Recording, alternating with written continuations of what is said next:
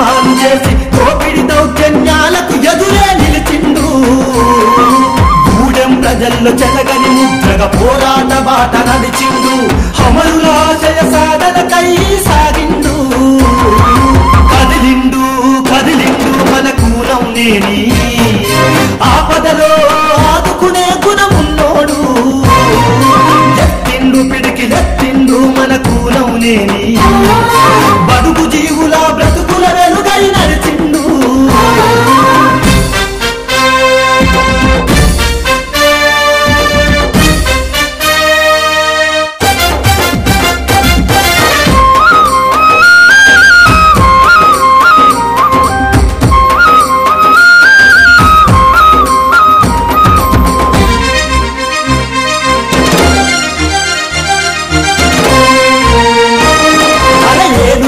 పాలకుల మెడలోంచి 800 కోట్ల నిధులను పేద ప్రజల అభివృద్ధి